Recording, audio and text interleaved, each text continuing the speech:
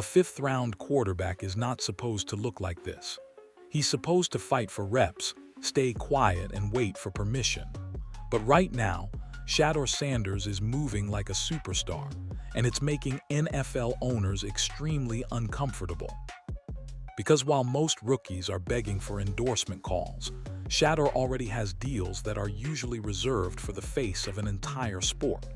We're talking Nike and Gatorade, the same companies backing generational names like LeBron James. And here's the part nobody can explain.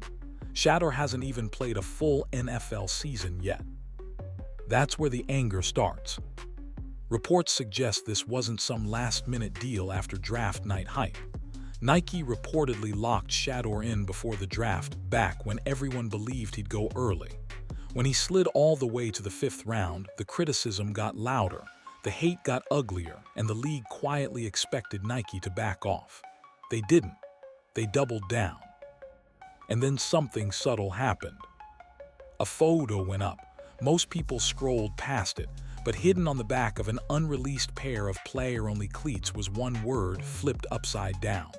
Legendary, not as a slogan, not as a joke, as a message. That's when the conversation changed. Because if a fifth-round quarterback can get first-round treatment without asking the league for permission, what does that say about the draft? About scouting? About control? Brands like Nike don't gamble. They invest early, and history says they're usually right. This isn't just about shoes.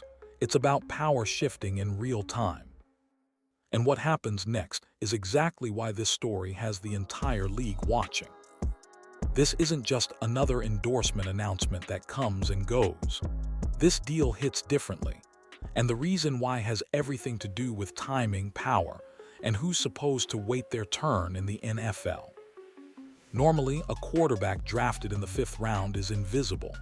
No cameras, no marketing push, no signature anything.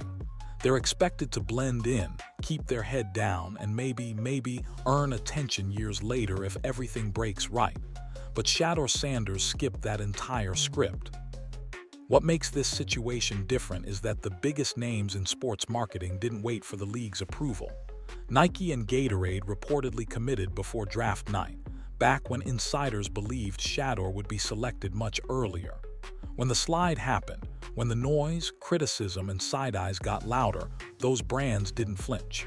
They stayed in, and that alone sent a message. Because these aren't prove-it deals. These are confidence deals. Nike doesn't hand out player-only sneakers, exclusive colorways, and full marketing rollouts unless they see long-term upside. That level of backing is usually reserved for athletes who are the league, not players trying to make a roster. That's why so many people around the NFL are uneasy right now. Think about it. First-round quarterbacks with guaranteed contracts are still waiting on meaningful endorsements, while a fifth-round pick is being treated like a cultural centerpiece. That flips the entire draft hierarchy on its head. It quietly suggests that market value and football value aren't always aligned, and that's dangerous for a league built on control. The comparisons only make it louder. When people mention LeBron James, it's not because Shedeur has accomplished what LeBron has on the field. It's because brands see something similar in influence, visibility, a built-in audience, the ability to move product and attention without needing permission from the league office. And that's the real difference here. This deal isn't about stats, depth charts, or rookie rankings. It's about leverage. Shedeur entered the NFL already owning his brand, already profitable, already insulated from the usual pressure tactics. That changes how teams talk to you, how coaches treat you, how critics sound when they try to tear you down. And once that door is open, it doesn't close again, which leads directly into what has NFL owners the most nervous right now. Here's the part that really flips this entire story on its head. And it's something a lot of people still don't fully understand. This Nike deal didn't happen after draft night hype. It didn't happen once the cameras turned on or once Shedeur put on an NFL jersey. According to multiple reports and industry chatter, Shedeur Sanders locked in these major endorsement agreements before the draft ever happened. And that detail matters more than anything else. Going into draft season, the expectation around the league was clear. Shedeur was widely viewed as a top-tier prospect. Not perfect, but talented, marketable, and absolutely not someone expected to fall out of the early rounds. Some projected him mid-first. Others had him late first or early second. Either way, nobody serious was predicting a fifth-round slide. Brands saw the same thing scouts claimed to see: upside, visibility, and long-term value. So when companies like Nike stepped in early, they weren't taking a wild gamble. They were making a calculated move based on where they believed the league was headed. The problem is, the league didn't go where everyone thought it would. Draft night changed everything. When Shedeur kept sliding, the noise got ugly. Social media turned. Critics got louder. Old-school voices questioned everything from his attitude to his fit. And in moments like that, brands usually retreat. They protect themselves. They renegotiate. They quietly step away and wait for clarity. Nike did the opposite. They didn't back off when the draft narrative shifted. They didn't rewrite the deal. They didn't distance themselves from the backlash. Instead, they leaned in harder. Player-only cleats, custom colorways, strategic branding moments. A full rollout that made it clear this wasn't conditional support. That's what shook people inside NFL circles. Because if this deal had been signed after the fifth-round slide, critics could explain it away as hype or controversy marketing. But locking it in beforehand tells a very different story. It says Nike believed the draft evaluation was wrong. It says they trusted their read over the league's process. And history shows that when Nike plants its flag early, it's usually because they see something that's about to explode. And that's where the tension really starts. If a player can fall in the draft and still come out financially and culturally untouched, even elevated, then the draft loses some of its power. Teams lose leverage. The system starts to crack. And once that realization sets in, the next question becomes unavoidable. What happens when Shedeur actually starts winning on Sundays? Here, where this story quietly slipped past most people, and why it ended up catching the entire league off guard. When Deion Sanders posted those photos online, hardly anyone stopped scrolling. No big announcement, no press release. Just a few images that looked, at first glance, like another routine flex from Coach Prime. But buried in those pictures was something that completely changed the conversation. The sneakers weren't standard, they weren't retail, and they definitely weren't random. On the back of the cleats was a single word, legendary, flipped upside down. That wasn't an accident. That wasn't a design choice made for aesthetics. That was a message.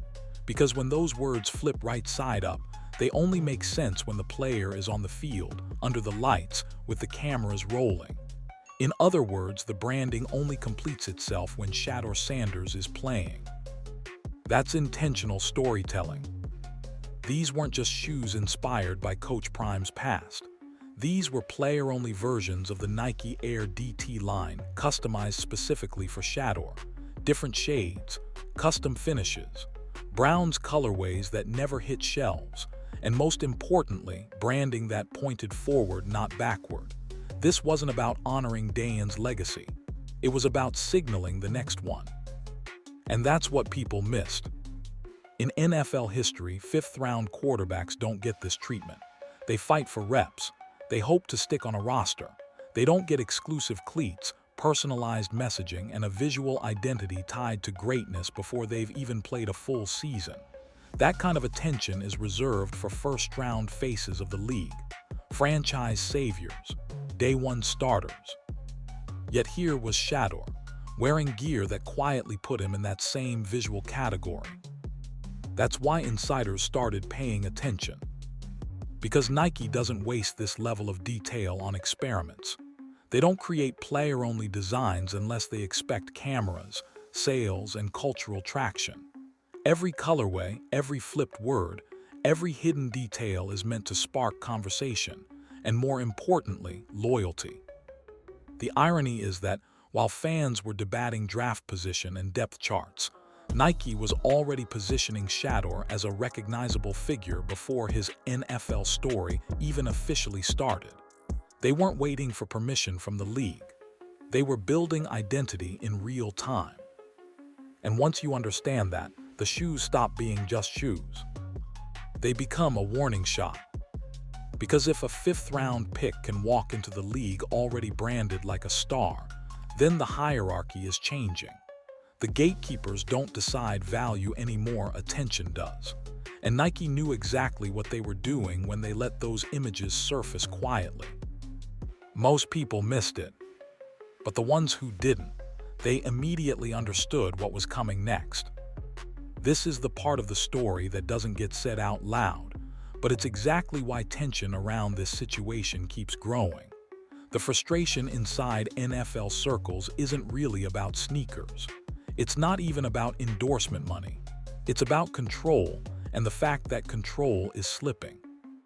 For decades, the NFL draft has been the league's ultimate power tool, where your pick determines how you're treated, how long you're protected, and how patient teams are with your development. First-rounders get time, resources, and second chances. Late-round picks are supposed to fall in line, wait quietly, and prove everything the hard way. And then Shedeur Sanders walked in and broke that script. Here's the uncomfortable truth.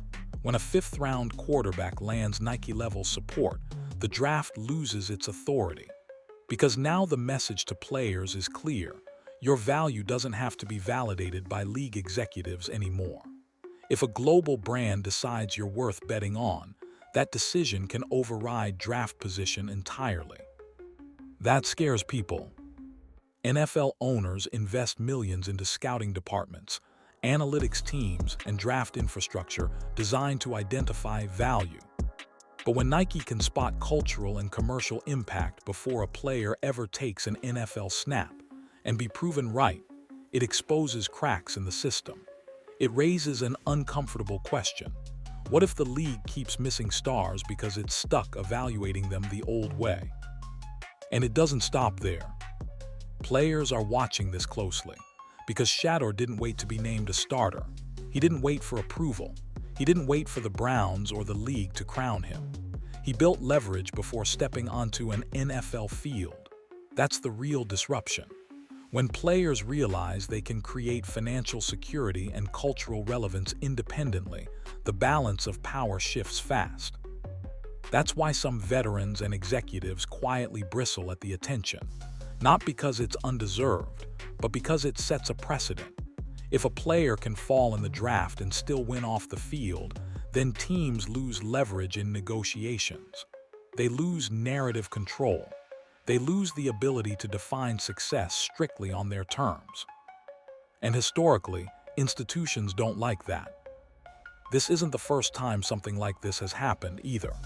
Every major shift in player power has been met with resistance, free agency, guaranteed money, nil deals. Each time, the league pushes back until it can't anymore. Shedeur's situation feels like the next chapter. Because once fans, brands, and players all start agreeing that draft position isn't destiny, the entire structure starts to wobble. And whether people want to admit it or not, that's what's really fueling the discomfort. The shoes are just the symbol. The real issue is that the league didn't choose this star, and now it has to deal with the consequences. This is where a lot of the criticism completely falls apart, because there's one question nobody asking can answer honestly. When has Nike been wrong about star power? Not stats, not draft position, star power. For decades, Nike has built its empire on one simple skill: identifying cultural icons before everyone else catches up. They don't wait for trophies. They don't wait for unanimous approval. They invest early, absorb the backlash, and let time do the rest. And history shows they're usually ahead of the curve. Look at Michael Jordan. Nike signed him when he was a rookie with doubts swirling around whether basketball shoes could even sell at that level. People laughed at the idea. The league fined him for the shoes, and Nike doubled down anyway. That single decision reshaped sports marketing forever. Same story with LeBron James. Nike put massive money on a high school kid who hadn't played a single NBA game. The pressure was insane. If he failed, it would have been one of the biggest endorsement mistakes in history. Instead, it became one of the smartest bets ever made. Even Kobe Bryant faced skepticism early in his career. Nike didn't wait for public opinion to settle. They trusted their evaluation. They trusted the long game. So when people question why Nike is backing Shedeur Sanders, they're missing the pattern entirely. Nike doesn't chase consensus, they chase impact. They study social engagement, personality, authenticity, and how an athlete connects beyond the field. They look at how fans respond, how narratives spread, and how a player moves culture, not just chains.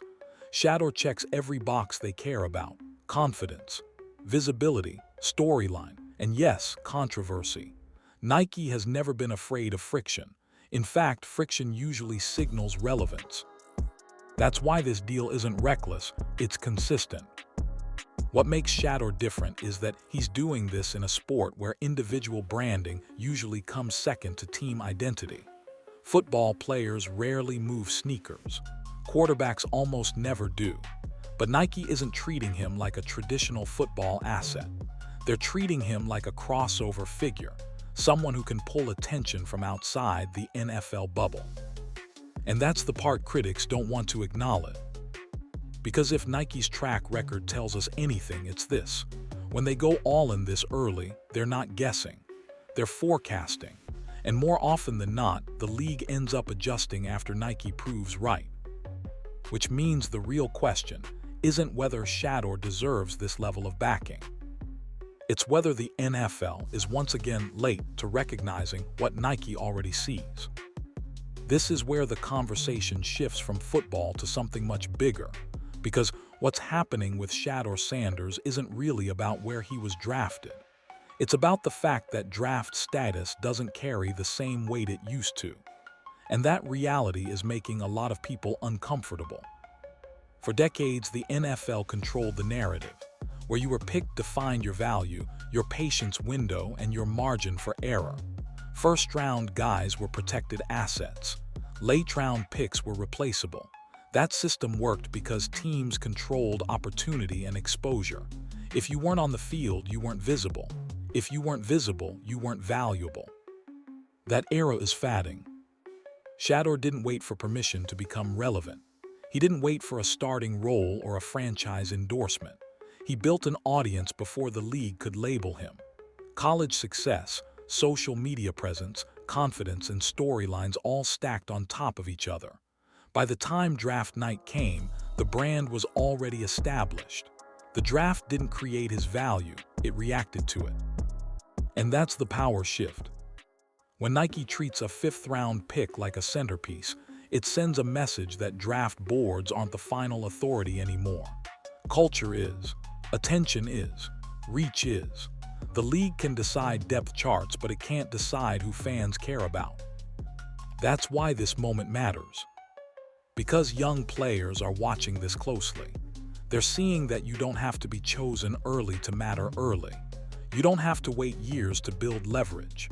If you can connect with fans directly, tell your own story, and create demand, the traditional hierarchy starts to crumble. That scares the old guard.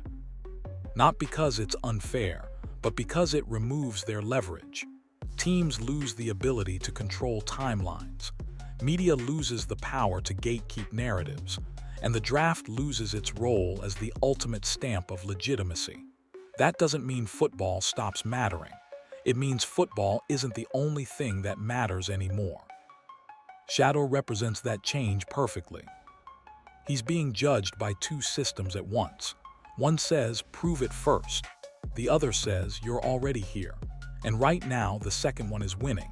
Not because of hype, but because it's measurable. Engagement, sales, visibility, those numbers don't care about draft rounds. And here's the part people don't want to admit. Once culture decides someone matters, the league eventually follows. It always does. That's how stars are made now. Not quietly, not patiently, but publicly, loudly, and on their own terms. Draft status used to define destiny. Now it's just one chapter, and Shedeur already turned the page. When you strip away the noise, the hot takes, and the anger from certain corners of the league, one thing becomes clear. This was never just about sneakers. The shoes are only the symbol. The real story is about power, timing, and who gets to decide when someone is worthy. Shedeur Sanders didn't wait for the NFL to crown him. He didn't wait for draft position to validate his talent. And he definitely didn't wait for approval from people who never believed in him to begin with. He built something before he ever stepped onto an NFL field, a brand, an audience, and leverage. That's why this moment feels different. When Nike went all in, they weren't making a statement about football ability alone. They were making a statement about relevance, about cultural pull, about momentum. Nike doesn't gamble blindly. They invest when they see a shift coming, not after it arrives. And what they're signaling here is simple. The way stars are created has changed. The NFL wants patience. Nike rewards presence. That tension is exactly why this deal has people so uncomfortable. Because if a fifth-round pick can enter the league already protected by global brands, then draft position stops being the final word. If players can secure financial freedom and cultural influence before becoming starters, then teams lose leverage. And once that door opens, it doesn't close again. History tells us this always happens the same way. The establishment pushes back. Critics complain that someone is too much or hasn't earned it yet. Then time passes, wins come, moments happen, and suddenly the same people who doubted the move pretend they saw it coming. Shedeur is standing right at that crossroads. He's carrying expectations that most fifth-round picks never face, while also dealing with scrutiny that usually comes reserved for top 5 selections. And through all of it, the backing hasn't wavered. Not from Nike, not from Gatorade, not from the audience that's been following his journey long before draft night. That's the part that matters. Because at the end of the day, legends aren't created by consensus. They're created when belief shows up early and survives the doubt. Nike didn't label this legendary by accident. They weren't describing what already happened. They were making a prediction. And now the league has no choice but to watch it play out.